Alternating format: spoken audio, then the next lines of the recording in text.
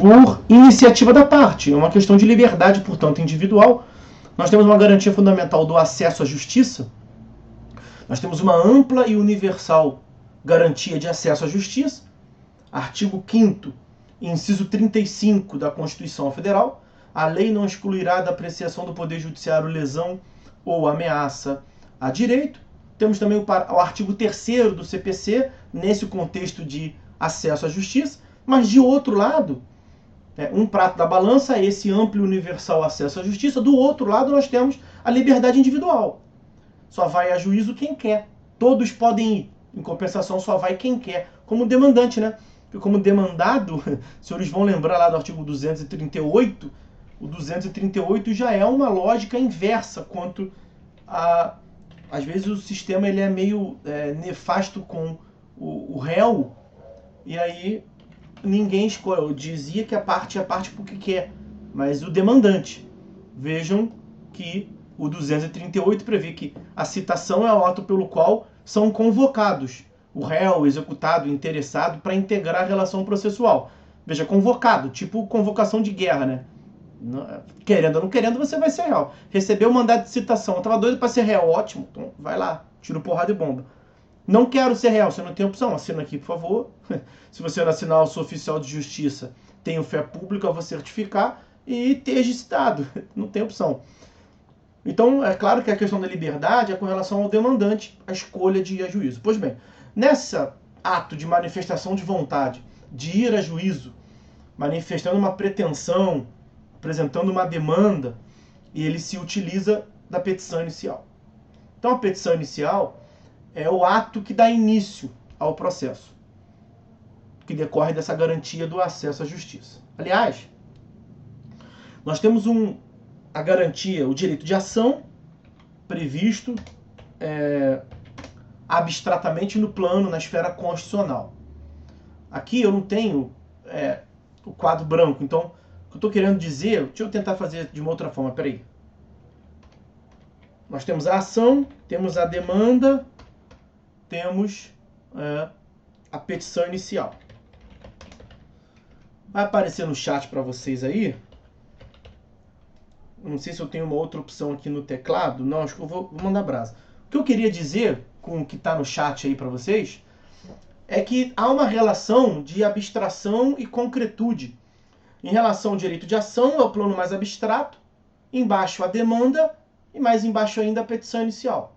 Só faltou botar uma seta ali da ação em direção à demanda, da demanda em direção à petição inicial. Quem estiver copiando no caderno, eu sei que nessa era da internet, aula online, tudo online, eu sou um dos que é tudo no caderno.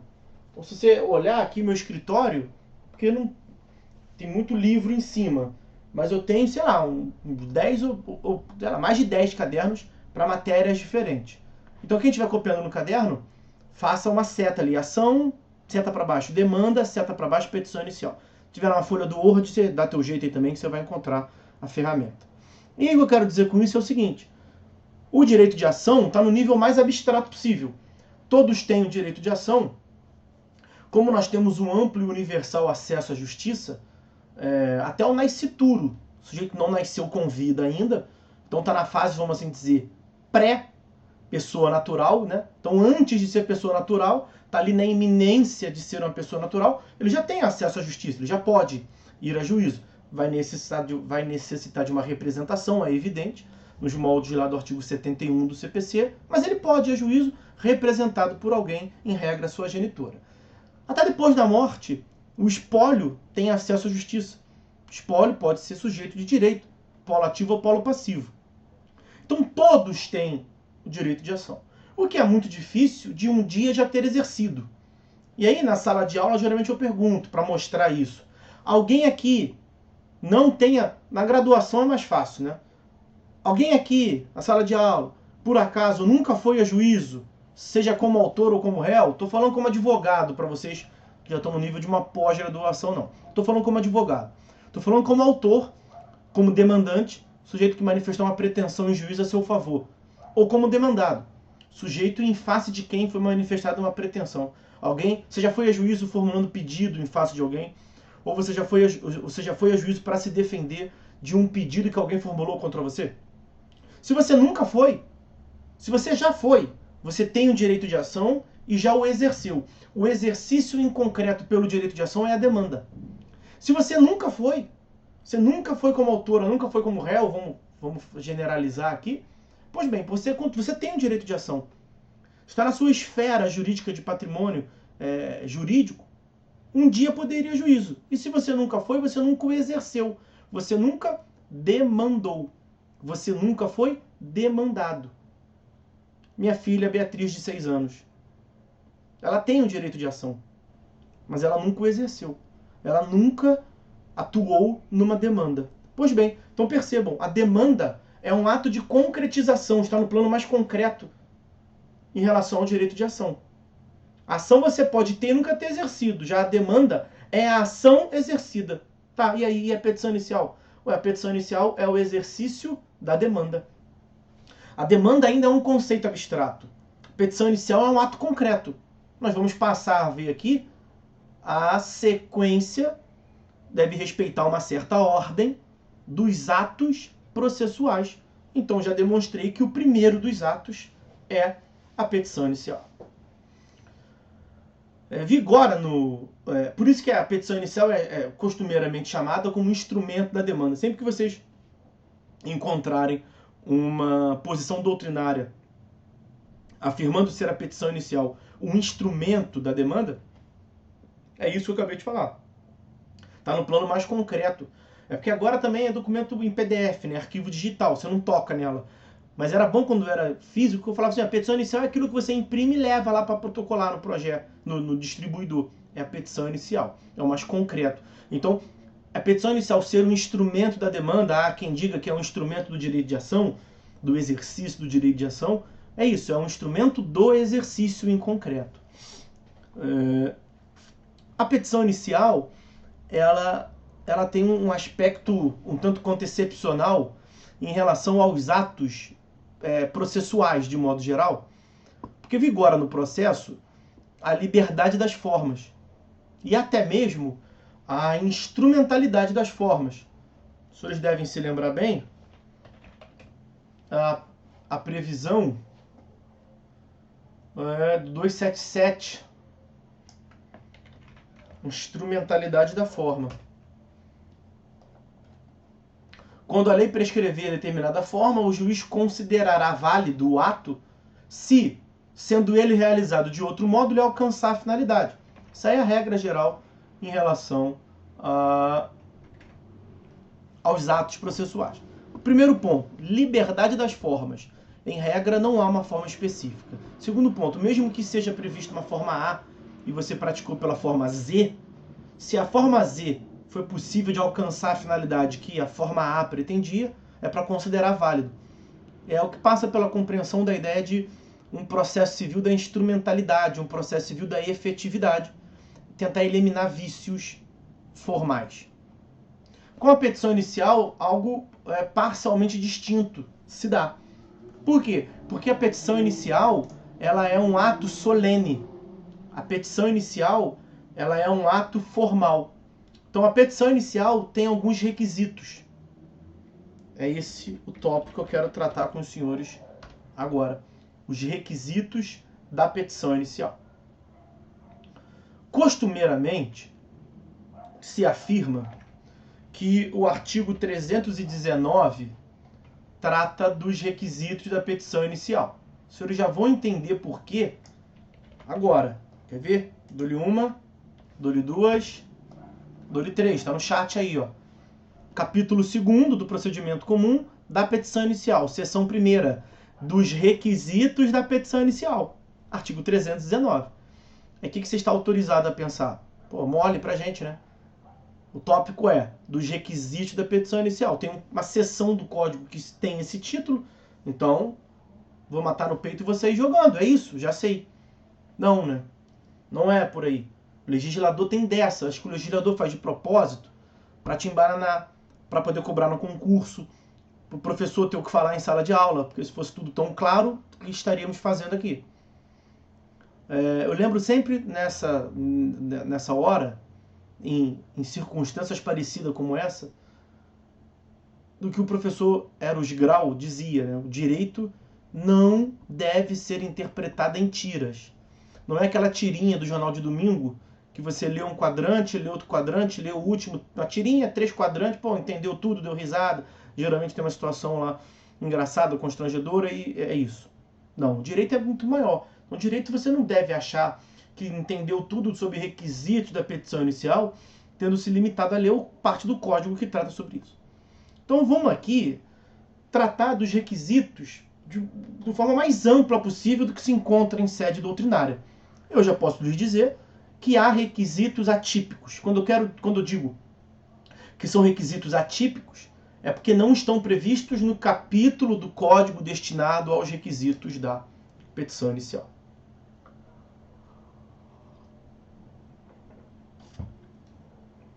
Dentre estes requisitos ditos atípicos, nós temos já o primeiro, que é interessante, dá para fazer um contraponto, inclusive, com juizados especiais. O primeiro, que é a escritura. O primeiro dos requisitos é a escritura. O que eu quero dizer com a informação de que um dos requisitos é a escritura? A petição inicial deve ser escrita. No sistema que nós estamos vendo aqui, regido pelo CPC, do procedimento comum do CPC, eu cheguei a colocar no quadro para vocês os atos todos. Geralmente eu aproveito o quadro e boto da petição inicial, passando pela emenda, audiência, contestação, reconvenção, revelia, providências preliminares, julgamento antecipado do mérito, decisão de organização, instrução probatória, sentença, coisa julgada, a sequência dos atos do procedimento. Para que o juiz possa perceber o preenchimento dos requisitos da petição inicial nesse procedimento, o material, né? Eu encaminho para vocês, já tem um tempo que eu não estava dando aula de pós. É verdade, tem no material, acho, numa das páginas lá no meio do material, acho que eu fiz até na mão, tirei foto e botei, salvo engano. Pois bem, o procedimento comum regido pelo CPC, do artigo 318 ao artigo 508, ele exige que a petição inicial seja escrita. Por quê? Porque tem alguns requisitos, porque é um ato formal, porque é um ato solene, e é por meio de um documento escrito que o juiz vai verificar isso. E aí já é importante aqui fazer o contraponto, porque na lei dos juizados, há lá a previsão de que a petição inicial pode ser... Lá eles chamam de pedido, né? O pedido, de forma muito atécnica. Ok, mas a lei preza pela simplicidade, dá um desconto. Lá na lei do juizado, lei 9.099 de 95, tem uma previsão no sentido de que a petição inicial pode ser formulada, apresentada de maneira oral. Só cuidado, isso não quer dizer que vai ficar solta por aí.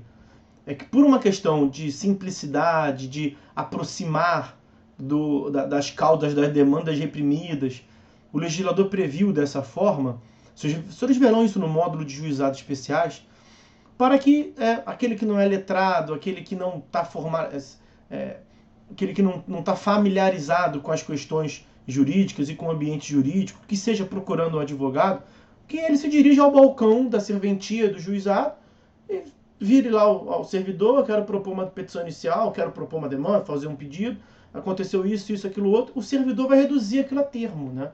Então não é que lá vai ficar, mesmo que lá tenha, no artigo 2º da Lei 9.099 de 95, a previsão como um dos princípios que regem aquele procedimento, a oralidade, não é que tudo fica pela via oral. Porque como é que o juiz vai saber exatamente qual foi a questão posta a julgamento se o juiz não estava no balcão? Como é que a turma recursal vai julgar o recurso se, mesmo que o juiz estivesse lá, os julgadores da turma recursal não estão? Então há sempre um conteúdo mínimo de formalização, tá? De escritura.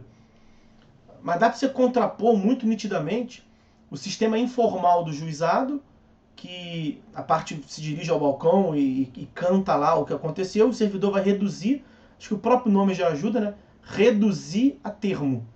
Ele vai colocar como termo escrito de maneira reduzida, um resumo. e vai botar para o juiz julgar.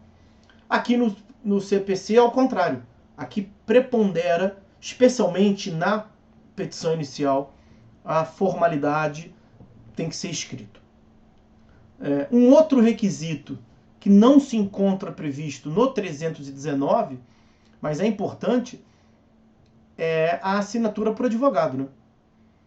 Então, a assinatura do advogado, se eles vão se lembrar, artigo 103, artigo 104 do CPC, artigo 1º, artigo 2º, artigo 3º da Lei 8.906 de 94, Estatuto da OAB, tem atos que são privativos de advogado. E aqui não é fazer lobby, não é uma questão porque nós somos advogados, não. Mas é porque no sistema processual a lei exige, como um pressuposto processual de validade, a assistência por advogado. E aqui vai mais uma divergência em relação ao sistema dos juizados. Já o segundo ponto que eu falo é a segunda distinção. E não é de espantar os senhores. Eu vou fazer essa consideração aqui, porque isso vai nos acompanhar durante todo o procedimento. A aula de hoje, daqui a pouco, vai acabar, mas nós vamos nos encontrar um sábado desse aí qualquer e vamos ficar, como fazíamos lá, vamos ficar aqui a tarde inteira, o dia inteiro, falando de processo. Falando do procedimento comum. E vai ser muito comum falar que aqui é diferente do juizado. Quem tem muita atuação em juizado e nunca entendeu por que é tão diferente assim, é diferente porque é para ser diferente. O juizado especial é um procedimento especial.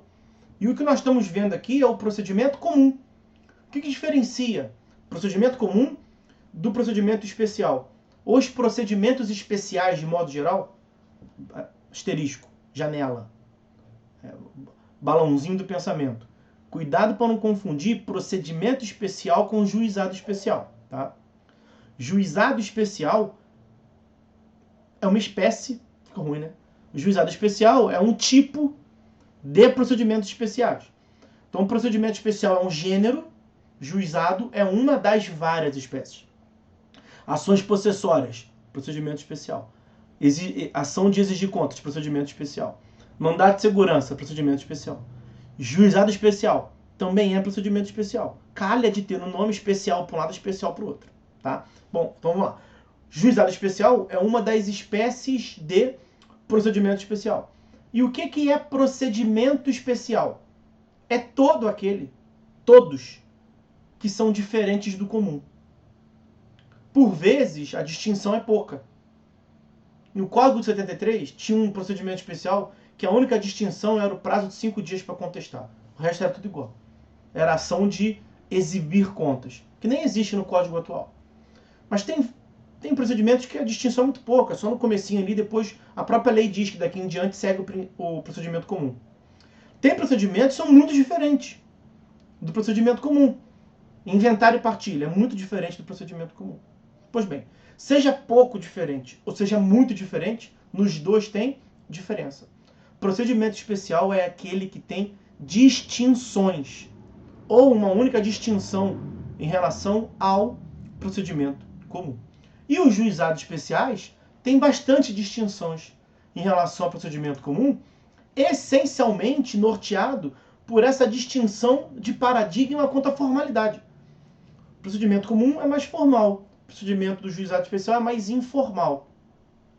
Então, o segundo ponto da petição inicial, a segunda distinção. O segundo ponto que nós estamos tratando, voltando para Plumo, é a assinatura por advogado.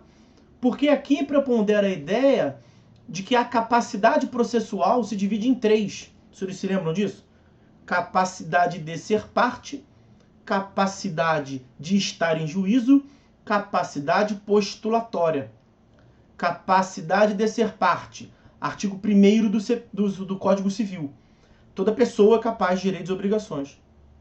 Então, se a pessoa pode comprar uma bala, se a pessoa pode se matricular num curso, se a pessoa pode estabelecer o contrato de vínculo de emprego, de trabalho, para dar aula online, se a pessoa pode fazer o que ela quiser, ela pode, inclusive, propor uma demanda. Então, pode ser parte em juízo porque pode contrair direitos e obrigações. Capacidade de ser parte. Qualquer pessoa. Pode ser pessoa natural, pode ser pessoa jurídica, pode até ser pessoa informal. Coisa mais louca que tem. Pessoa informal é um ente despersonalizado. É uma pessoa que não é pessoa. O direito tem capacidade de criar umas coisas muito loucas. Pois bem, qualquer pessoa pode ser parte. Capacidade de estar em juízo. Já é uma aptidão específica. Eu sempre costumo dizer o seguinte: capacidade de estar em juízo, você bota uma vírgula, bota sozinho e interrogação. Você pode estar em juízo sozinho? Porque estar em juízo todo mundo pode. A questão é se você é plenamente capaz, e aí você pode estar em juízo sozinho, ou se você é incapaz. De modo que você vai poder estar em juízo, mas você não pode atuar sozinho. Aí o artigo 70 do CPC vai te dar cola, o 71 mais precisamente. O 71 vai dizer que você vai ter que ser representado ou assistido, a depender da questão, por seus pais, tutores, curadores, aí depender de se a incapacidade é relativa ou absoluta. Tá? E a terceira capacidade, porque até aqui o direito civil vai, né? O direito civil também trata de capacidade, incapacidade absoluta relativa. A terceira capacidade é a capacidade postulatória. Para atuar em juízo, é necessário que a parte tenha uma aptidão técnica, que esteja assessorado por um profissional que estuda bastante, que quinta-feira de noite está assistindo aula, e vários sábados e domingos ficam assistindo aula. A gente é tarado, a gente não para de ler, a gente é aficionado e a gente estuda para proteger, no âmbito jurídico, a atuação das partes em juízo. É isso, é simples assim. Então, tem que ter assinatura do advogado. Artigo 76, artigo 104, capacidade postulatória, que se diferencia no juizado especial, que até 20 salários mínimos a parte pode ir sem advogado. Só no primeiro grau de jurisdição, né, é bom que se diga, que mesmo no juizado, para discutir 10 centavos, no segundo grau, nas turmas recursais, tem que ter advogado. A lei do juizado tem um artigo claro nesse sentido. E os juizados especiais federais, a alçada que permite a parte estar desassistida por um advogado não é 20 salários mínimos, mas 60 salários mínimos. Ok? Artigo 10 da Lei 10.259. Pois bem. Então vimos aí o segundo requisito da petição inicial, que também não está escrito, também não está no artigo 319. Tem alguns outros requisitos que não estão previstos no artigo 319. Acho que eu vou começar por eles aqui, aí a gente vê até que horas nós estamos indo e analisa se vai analisar o 319 hoje ou não. Um outro requisito importante é o 320. Vou logo pular o 319. O 319 tem 7 incisos, 3 parágrafos. Talvez passe do nosso horário que nós combinamos. O 320 prevê lá, ó, a petição inicial será instruída com os documentos indispensáveis à propositura da ação. Nós veremos, nós já falamos, aliás, só para recordar, que a cognição é uma atividade que o juiz faz tendo como base alegações de um lado, provas do outro. É a atividade sobre alegações e provas da parte. As provas incidem sobre as alegações. Muito bem, falamos sobre isso. Documento é um tipo de prova. Nós temos no procedimento um momento próprio para produzir prova. O código até estimula ao autor e ao réu que produzam a prova documental no primeiro momento que eles vão falar nos autos, princípio de eventualidade. Então o autor na petição inicial, o réu na contestação, mas nada impede, os senhores certamente já sabem na prática, sabe que os tribunais esculhambam essa previsão de apresentar prova no primeiro momento de falar nos autos, tem a possibilidade de juntar prova superveniente, prova documental superveniente, que muitas das vezes não são nada de superveniente, a parte já tinha, só não queria apresentar antes para não entregar, enfim, mas aí já é uma outra questão. O que eu estou querendo dizer para os senhores é o seguinte: o 320 diz que tem alguns documentos que são considerados indispensáveis. Não é o contrato sei lá, que você está alegando lá uma nulidade qualquer. Não é sei lá, não é, um branco aqui, não é uma certidão qualquer que você quer juntar lá de comprovação um requerimento que deu entrada administrativamente qualquer. Não é isso. Não é documento no sentido de prova documental. Isso o código fala em outro momento, lá no capítulo da prova documental do código. Aqui, esse 320 que ele está se referindo é um documento, é uma exceção, portanto. Deu uma embaralhada aqui para tentar ajustar a ideia. A prova documental, ela tem um momento próprio a ser produzida. Em regra, era a petição inicial pelo autor, era a contestação pelo réu. Mas há uma possibilidade de se produzir prova documental superveniente. E na prática é isso que a gente vê mais costumeiramente, especialmente aqui no Rio de Janeiro. Ok? Ok. Só que o 320 trata de uma outra prova documental. Trata de um outro tipo de documento, que são documentos considerados indispensáveis.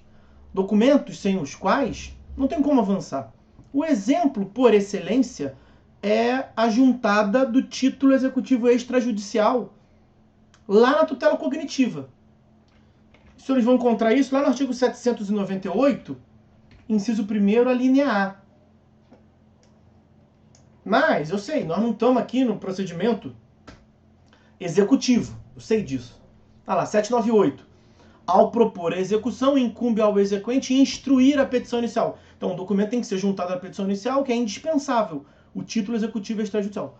Ao meu ver, é o que deixa mais claro isso. Mas quer ver uma outra espécie de título... de documento indispensável. O camarada vai a juízo, formula um pedido de divórcio e não junta a certidão de casamento. O juiz não vai avançar. O juiz não vai avançar. Não adianta, ele não vai avançar. Porque a primeira coisa que o juiz quer saber não é a questão de se vai julgar para um lado ou para o outro. Vai falar, filho, você está me pedindo uma providência, divórcio, que tem uma condição sine qua non, que é você ser casado. E você ser casado, você demonstra muito facilmente. Então, qualquer prática que eu venha adotar nessa demanda, você tem que me trazer a certidão de casamento, ou alguma justificativa qualquer, a gente corre atrás. Mas eu preciso da certidão de casamento. É um exemplo paradigmático também. No contrato de depósito, é algo bem específico também, mas a lei de regência do depósito, ela afirma que o contrato de depósitos é comprovado, é demonstrado, mediante prova documental, mediante contrato de depósito. A obrigação do depósito, ela deve ser demonstrada por contrato. Prova escrita, prova documental. Que é, inclusive, um resquício de prova tarifária e tal. Você vai a juízo e move uma demanda petitória. Uma demanda que envolve o direito de propriedade. Um direito real qualquer. Não precisa nem ser petitório, um direito real a respeito da coisa. Só que é uma coisa imóvel. O que o juiz vai te pedir logo de plano? Cadê a certidão de ônus reais? Porque a titularidade de imóvel é comprovada por certidão de ônus reais. Então, em alguns casos, você tem que juntar um documento que é indispensável até para o prosseguimento. Como é que o juiz vai dar prosseguimento a uma ação de divórcio? Vai mandar citar o réu, vai oportunizar direito de defesa, para que depois de anos ele venha ver que nem casados são. Aí não faz sentido, então para. Me dá a certidão de casamento. Porque, sei lá, se você sabe se é casado ou não é, tem gente que fala que é casado e não é, arranjado e amigado. Me dá a certidão de casamento para eu ver, para eu cogitar o que eu faço, para continuar o procedimento. Então é um caso excepcional ali, o 320. Há quem diga que a procuração é um documento indispensável. O problema de se afirmar que a procuração é um documento indispensável é a previsão lá do artigo 104, parágrafo 104, caput e parágrafos, que é aquela previsão no sentido de que, para evitar o perecimento de direito, o advogado não será admitido a postular em juízo sem procuração, salvo para evitar preclusão, para evitar decadência, ou para evitar a prescrição, ou ainda para praticar ato considerado urgente, aí vai ter 15 dias lá para trazer a juntada. Então a gente pode dizer que, em regra, ele não pode demandar sem a procuração, mas há a hipótese ali dele propor a demanda sem procuração. E faz sentido porque faz sentido a exigência, porque é por meio da procuração que você vai aferir que aquele advogado que está assinando a petição inicial, falamos ainda há pouco, recebeu mesmo poderes para falar em nome da parte. Ok. É um outro caso aí de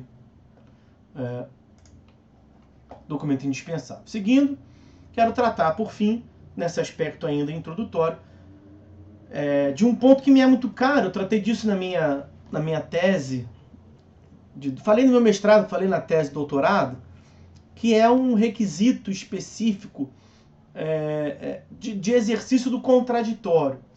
Parece que não há nenhum direito fundamental absoluto. A própria proporcionalidade está aí para demonstrar isso, você faz um ajuste. E o direito ao contraditório, ele é imprescindível, ele é relevantíssimo. Eu presto diversas, inúmeras homenagens a ele nas minhas aulas de teoria geral do processo, nos meus escritos, mas ele não é absoluto. E o código me parece ter demonstrado essa ideia de que nós estamos exigindo um contraditório bem exercido. O que eu estou querendo dizer com isso? Não adianta, não se admite mais como válido um contraditório capaz de postergar o processo, um contraditório que venha a representar um direito absoluto, não, o exercício abusivo. Exercício abusivo do contraditório, ele é vetado. Então, veja, em algumas petições iniciais específicas, o código trata dessa exigência do contraditório. Nós vamos falar, quando entrarmos no 319, da causa de pedido, da teoria da substanciação, já até falamos na aula de TGP, vai ser só para fim de recordação aqui, mas eu tenho sustentado que pelo modelo de processo da cooperação, nós temos lá o princípio da cooperação no artigo 6º do CPC. Vou até pegar ele para os senhores verem.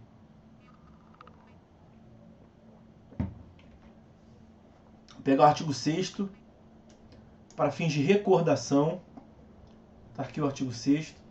Todos aqueles que de qualquer forma participem do processo devem se comportar, devem cooperar entre si. Esse é o princípio da cooperação. Mas nós falamos, na teoria geral do processo, que muito mais do que esta incidência como teoria, como princípio da cooperação, como a exigência de se comportar de acordo com a boa-fé, muito mais do que isso, o código deu a dica ali, e durante toda a redação do código ele deixa muito claro que ele adotou um modelo cooperativo de processo. Pois no modelo cooperativo do processo, todos devem cooperar entre si, inclusive o contraditório deve respeitar essa cooperação. O que eu quero dizer com isso, em resumo, não se admite jus esperneandi, não se admite falar por falar, que é um contraditório exercido de modo abusivo, ok? Na petição inicial, nós temos algumas manifestações em concreto desta exigência. Vou pegar aqui para os senhores 330.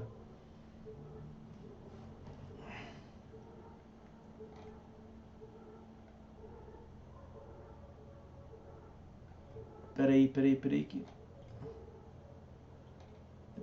É 330 nada? Isso, 330 parágrafo 2º. 330 parágrafo 2º. Eu botei só parágrafo 2º. Quem estiver anotando aí, da forma que for, muitos obviamente se utilizam, vão ali dar um Ctrl+C, Ctrl+V, passa para uma folha de Word, bota um 330 antes, tá? 330 parágrafo 2º. Olha a previsão ali, ó. Nas ações que tenham por objeto a revisão de obrigação decorrente de empréstimo, de financiamento ou de alienação de bens, o autor terá de, é uma obrigação, é um requisito. Para ser mais claro ainda, sob pena de inépcia da petição inicial, que o 330 regulamenta. Olha aqui, só para não ficar perdido esse sob pena de inépcia. Olha aqui, olha o 330, a petição inicial será indeferida quando for inepta. Então o parágrafo 2º está dizendo, ó, se cometer esse equívoco aqui é ferro na boneca, acabar com o teu processo, vai indeferir tua petição inicial. Então ele terá de, sob pena de inépcia, discriminar na petição inicial, um contraditório bem exercido, discriminar na petição inicial, dentre as obrigações contratuais, aquelas que pretende controverter, além de quantificar o valor incontroverso do débito. Olha, ação revisional. O cara fala assim, excelência, eu contratei 500 mil. Previsão inicial eu ia pagar, eu sei disso muito bem, eu ia pagar 1.200.000. Pô, tá 8 milhões. Tá caro demais. Anatocismo, sei lá, ok. Não tô falando que não há direito. Aliás, não é de se espantar que isto é uma previsão para atender um lobby do sistema financeiro, evidentemente. Né? Mas não nos incube aqui esse tipo de consideração. Tá de processo. O cara não pode ir a juízo. O que essa norma está dizendo? O cara não pode ir a juízo falando assim, excelência, não tá bom para mim, tá caro demais, vê o que dá para fazer aí. É isso que se quer vedar. Isso não é um contraditório bem exercido. Você tem que dizer, como eu disse, eu contratei tanto, previsão inicial tanto, tá 5 tantos. Por quê? Porque você tem que definir, quando você diz está caro demais, você tem que dizer o quanto que é o justo, portanto. Nesse tipo de demanda, você tem que apresentar um cálculo mínimo que seja. Não estou nem falando um laudo pericial, não estou falando já uma prova documental. É bom que tenha também. Mas no seu discurso, na petição inicial, você tem que falar isso. Olha, eu quero a revisão, porque eu contratei 500 mil, estava previsto juros de tanto, papapá, previsão inicial ia para 2 vezes mais e um pouquinho, ok, é do jogo. Eu preciso de dinheiro, o cara tem, quer emprestar, eu sei que eu vou perder para ele, ok. Agora, do jeito que tá demais. Você tem que dizer, para você conseguir falar do jeito que tá demais, você tem que falar então como que você quer. É isso que o código está exigindo. Porque quando você diz o quanto que você aceita pagar, você já está definindo qual é o âmbito da controvérsia. Porque se você diz, eu aceito pagar, sei lá, no meu exemplo eu falei 500 mil, 1,5 milhão, já não estou muito feliz, vou pagar 3 vezes que eu peguei, mas ok, é do jogo. É como está previsto. 1,5 milhão tá, então tá um valor incontroverso ali. A minha controvérsia, que está incontroverso, sem controvérsia, é até 1,5 milhão, admito. Agora, de 1,5 milhão para cima eu quero briga. Quero ver, quero discutir. Não concordo. Acho que está incendido aqui ali, juros sobre juros, aí não somos nós tanto para falar um contador que vai dizer. Mas eu tenho que dizer para o juízo o que você está querendo controverter. E não pedir clemência, e não, como você costuma, é muito comum de ver. Excelência, tá ruim, não tô gostando, não tá bom, vê o que dá para fazer aí. Não, para, não dá, não se admite mais isso. Vou mais uma vez me atrever, é para mostrar a lógica do código, tá? Eu não gosto dessa história de espírito da lei, que lei não tem espírito, eu nunca vi espírito nenhum de lei por aí. Mas é evidente que tem um norte, tem uma ideia por trás de um código, de um capítulo, de uma seção. Eu estou tentando mostrar para vocês que o legislador, jurisprudência, doutrina, legislador, está preocupado com o exercício legítimo, correto do contraditório, para não ficar uma bagunça no processo. Aqui está um exemplo. Ao meu ver, você pode aplicar isso em várias passagens do código. Eu vou trazer mais 2 passagens. Não são propriamente, por assim dizer, petição inicial. Tá? Um outro até é. Esse que eu vou falar agora não é não. Mas é o mesmo contexto. 932, inciso 3º. Incumbe ao relator não conhecer de recurso inadmissível, não é a matéria aqui, de recurso prejudicado, perdeu o objeto, não é a matéria aqui.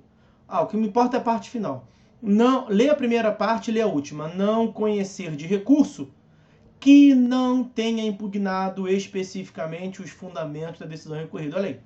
Se você considerar que a jurisdição em grau originário ela é prestada pela sentença, a função do juiz termina na sentença, 494 diz algo parecido, né? O código anterior dizia o exercício da jurisdição, a jurisdição acaba na sentença, só pode mudar em alguns casos. O 494 atualmente tem uma previsão parecida. Então, o primeiro grau vai até a sentença. E não tem dúvida em sede doutrinária que o recurso é uma manifestação do direito de ação. O recurso é a continuação, o prolongamento do processo é um novo pedido de direito de ação. Então dá para fazer às vezes ali, petição inicial. O recurso é a petição inicial do grau recursal. Tá. Olha lá, você não pode, ao recorrer, recorrer por recorrer. Você não pode virar pro juiz e falar assim, pro relator, falar assim, ó, aqui é a sentença, ó. Não gostei, mexe aí pra mim, por favor. Tá ruim, quero melhorar. Não pode. Se você está dizendo, olha a lógica que eu quero mostrar pra vocês. Se você está dizendo que está ruim, se você está manifestando o seu inconformismo, ok, vamos lá. Sou só ouvidos, começa. Sentença tem 5 capítulos, tem 15 laudas. Aonde está o erro, meu filho? Não estou falando, eu, relator, estou falando que você está errado não, mas me explica aí, aonde está, qual é o motivo do seu inconformismo, o que está errado. O cara não pode pegar, porra, olha só, olha como é que isso é um exercício abusivo de direito ao contraditório.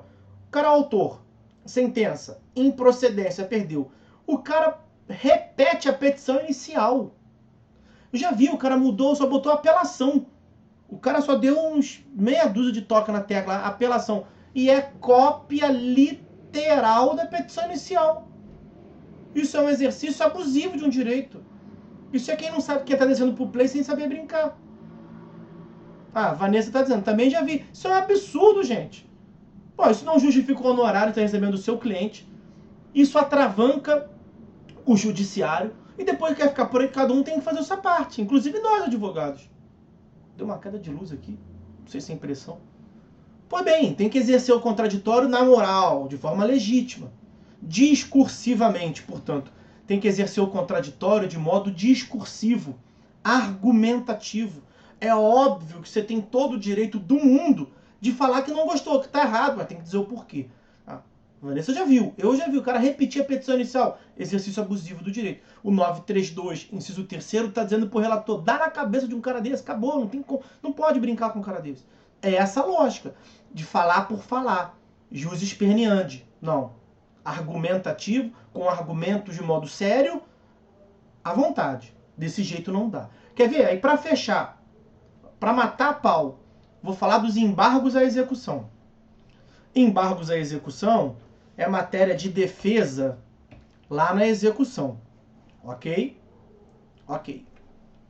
917 traz as matérias que o camarada pode alegar nos embargos à execução.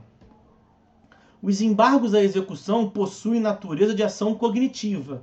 É a ação de conhecimento, é a defesa no processo A que gera um processo B de natureza cognitiva. Embargos à execução. Aí 917. Nos embargos à execução, o executado pode alegar, digo eu, antes de ler tudo, pode alegar tudo. Quer ver? Vamos pular e vamos para o inciso 6º. Pode alegar qualquer matéria que lhe seria lícito deduzir como defesa em processo de conhecimento. Qualquer defesa que ele pode exercer em um processo qualquer, ele pode propor a demanda de embargos à execução para se defender na execução. Ok. Mas o que eu quero chamar é o inciso 3º. Eu não sei se eu destacando aqui vocês veem aí, eu acho que não. Eu quero o inciso 3º, que eu vou copiar e colar aí para baixo. É isso aqui que eu quero falar. Excesso de execução ou acumulação indevida de execução. A acumulação indevida é um tipo de excesso de execução. Então o cara vai se defender falando assim, excelência, tá pedindo 1 milhão. 1 milhão é muito. 1 milhão está em excesso. Isto é exercício legítimo, cooperativo do contraditório. Se eles acham que isso é algo que exigiu o advogado, né? Para ter uma atuação séria, proba, ética e correta e técnica em juízo. O cara pode ir a juízo falando assim, 1 milhão é muito, vê o que dá para fazer aí. Não, não pode. Não pode, o legislador está sendo cada vez mais contundente nisso. Olha o parágrafo 3º. É o que fica mais claro para mim. Olha aqui. É parágrafo 3º do 917, tá? Quando alegar que o exequente, em excesso de execução, pleiteia quantia superior à do título, o embargante declarará na petição inicial dos embargos. Olha lá, petição inicial. O valor que entende correto, apresentando o demonstrativo discriminado e atualizado de seu cálculo. Então o cara falou assim, ó, o título é 500 mil. 1 milhão é muito, quero que reconheça o excesso, vai se lascar. Tem que falar, excelência, o título é 500. Teve atualização monetária, então passou aqui 1 ano e meio, tal, de 500 foi para 585.342,69. E tá aqui, toma aqui o principal, toma aqui os juros, toma aqui a atualização, as verbas que incidem e o modo total. É por isso que eu digo que sai de 500 para 580 e pouco. Ok, aí tá correto, vamos discutir. Vamos citar o outro, vamos ver como é que faz. Se você fala assim, excelência, o título é 500, pedir 1 milhão é muito, vê o que faz aí, olha o que vai te acontecer. Parágrafo 4º.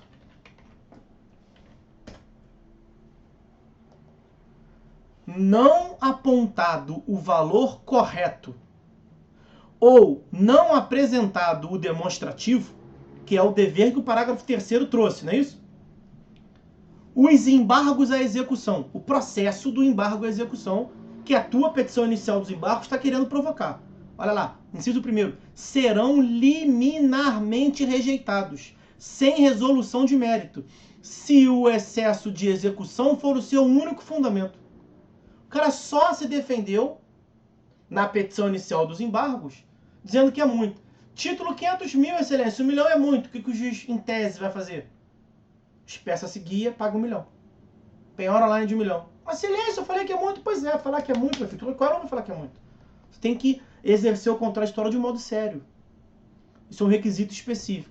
Agora, se você trouxe o excesso de execução e outra defesa, o juiz vai desconsiderar a sua alegação de excesso de execução, porque você não exerceu esse contraditório, o contraditório nesse ponto de modo legítimo. E vai considerar os restantes. Serão processados os embargos se houver outro fundamento, além do excesso. Mas o juiz não examinará a alegação de excesso de execução. Nós estamos falando da petição inicial, evidente. Mas isso, esse contexto que eu procurei mostrar para vocês, que tem na petição inicial, tem aqui na execução, petição inicial dos embargos, tem no recurso, vai bater também no... E para a gente encaminhar para o final desse encontro de apresentação, para tranquilizar vocês, vai bater também no 311. Não sei se os senhores se lembram, a tutela da evidência. Olha aqui, ó, para mim.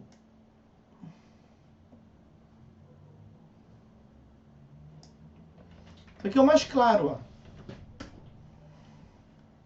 Aí fecha, mata a pau, que eu tô querendo mostrar para vocês. Que tem que saber brincar com o contraditório. Como todo outro direito fundamental, você não pode abusar dele, você tem que exercê-lo de modo legítimo. A tutela da evidência será concedida independentemente de perigo de dano. Só precisa de fumus boniuris, não precisa de periculum in mora. Quando, inciso 1º, ficar caracterizado o abuso do direito de defesa ou o manifesto propósito protelatório. Tem que aplicar isso, cara. Tem que pedir. Claro que fugiu da petição inicial, mas é o mesmo contexto, exercício do contraditório. Aqui é defesa. Aqui é recurso, aqui é incidente infundado. O 77 vai falar que é litigância de má-fé. O 80, 81 vai falar que é litigância de má-fé. E você pede tutela da evidência. Quando o réu não brinca de contraditório de modo legal, tá querendo furar a bola, não tá aceitando perder o jogo, o juiz já decide logo. Já antecipa logo, já concede de maneira antecipada por conta da evidência. O cara apresenta uma contestação que não fala lé com cré.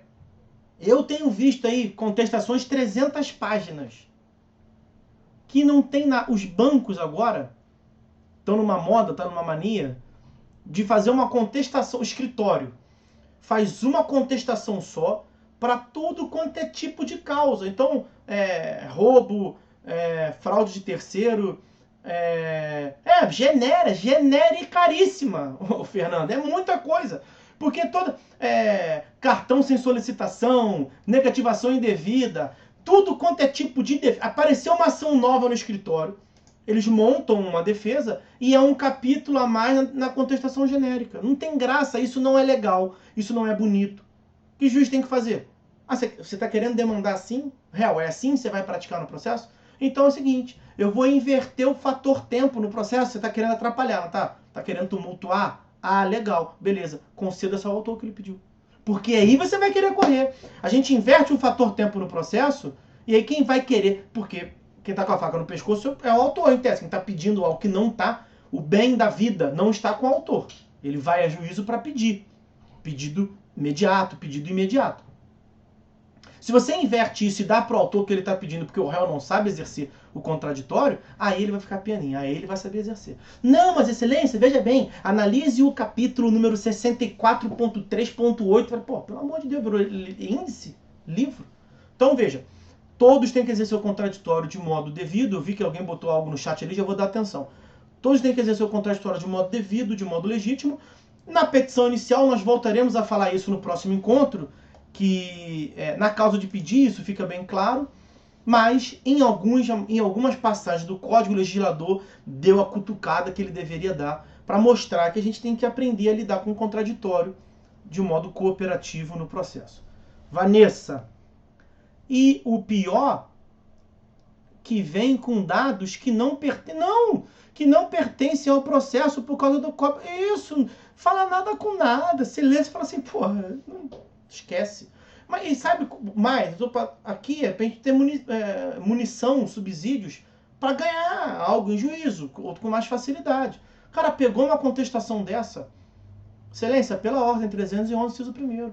Mas eu vejo que as pessoas não pedem. As pessoas não pedem. De modo geral, a tutela provisória requer solicitação, né?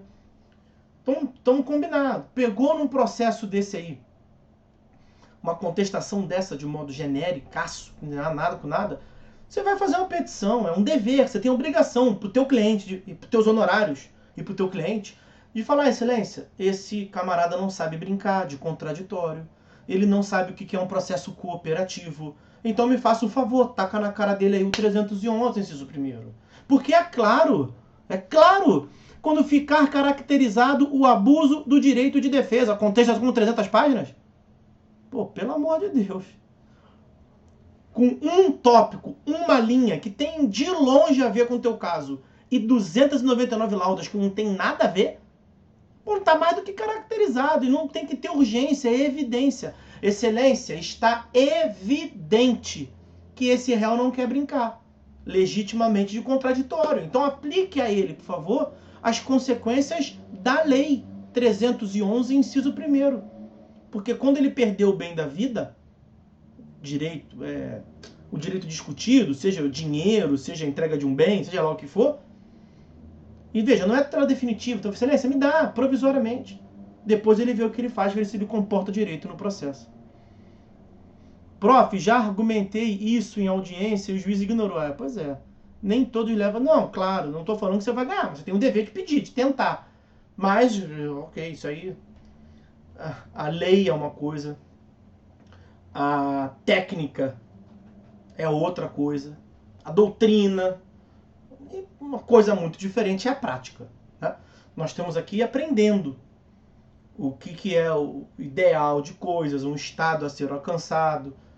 Agora, eu também não tenho aqui a utopia de falar para vocês que bateu, levou e vai ganhar em juízo. O que não dá é para não ter conhecimento, para não ter subsídio, e ficar aceitando tudo também. Você pede, o juiz indeferir, você manifesta ali o inconformismo e recorre quando cabível, tá? Bom, senhores, acho que passamos aí certamente de 1 hora, né? O encontro começou às 6h30, teve aquele bate-papo inicial, são 7h40. Eu vou sugerir que a gente termine por aqui. Na próxima aula, a gente volta do 319. Isso já... isso tem que ser visto, são requisitos da petição inicial. Eu preferi correr por fora e deixar o 319 para a gente ver no nosso encontro, que vai ser ali em meados de junho, né? Eu já tenho aqui a data, já me passaram, mas eu estou cabeça desbaratinada, não sei de cor, mas eu tenho anotado aqui em algum lugar. A gente se vê em breve. O Jorge pergunta: professor, tem lista de presença? O meu camarada, a Lúcia falou alguma, está sendo gravado, tem o colega aí, Eduardo, que pode ajudar a gente, e eu quero deixar bem claro aqui, Ela me falou, eu que tive um dia muito corrido e não sei como é que nós vamos aferir presença não, tá, o Jorge? Mas fique tranquilo que está sendo gravado. Eu vou até fazer o seguinte, até para deixar claro para quem está presente, para ficar tranquilo. Aqui, estou lá em pessoas, ó, eu vou fazer uma nominata. Alan Henrique, Andressa, Mônica, Felipe, Fernanda, Gabriela, Ilquias, Jorge Correia, Leonardo, Luísa, Marcos Fernandes, Patrícia, Paula, Rita, Sandra, Vanessa e Vitória estiveram presentes nesse encontro. E eu depois vejo com a Lúcia como é que vai aferir presença. Não vai ter problema não. Tira um print, já tá gravado aqui. Vai ficar tudo isso disponível aí, tá? Então, meus amigos, é isso. Eu acho, veja,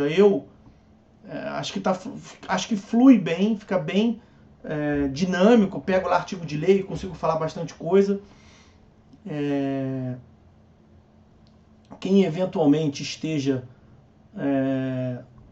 um pouco apreensivo, saiba que é natural, mas que, de modo geral, todos gostam depois com o passar do tempo.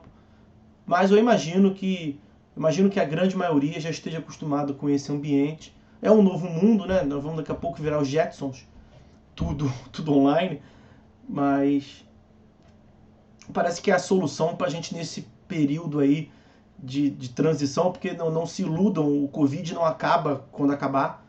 Nós vamos ter um mundo pós-Covid durante um certo tempo e nós vamos ter que... foi bem tranquilo, gosto de contato, pessoas, sim, com certeza, churrasco. É isso, tá? Então, fiquem à vontade, espero encontrá-los lá na aula de junho. A gente continua o nosso bate-papo, 2 dias quase que inteiros aí para falar de processo civil. Estou disponível pelas formas que eu já passei para os senhores, por e-mail, pelo WhatsApp. Aqui nós temos essa facilidade, fica mais fácil ainda de escrever. Vou finalizar a aula. Ai, meu pai. arthur.diego@terra.com.br 97674-7900. É isso, tá? Deixa eu ver mais quem tá aqui. Sim, tranquilo, nada como presencial, mas as aulas online são mais dinâmicas. Os dois têm os seus, né, prós e contras. Obrigado pela aula. Que isso, Rita? Obrigado vocês pela companhia aí. Passa o site novamente, por favor. Passa sim.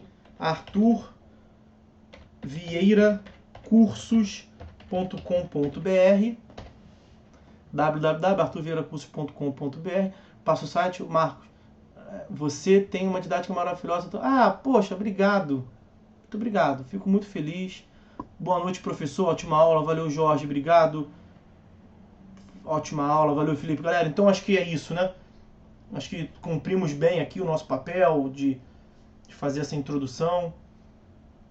Espero que estejam todos satisfeitos. Eu fiquei satisfeito com a aula, com o nosso encontro. Os senhores são todos muito gentis. E então vou encerrando por aqui, tá bom? Vou tomar um gole. Eu falo com a turma da graduação. Pesco uma ideia qualquer e falo assim, é o tempo do gole no café. Então, se alguém quiser falar alguma coisa, ativa o microfone. Quiser escrever no chat, escreva no microfone, né? Escreva no chat, sob pena de, depois do café, eu terminar a aula, tá bom?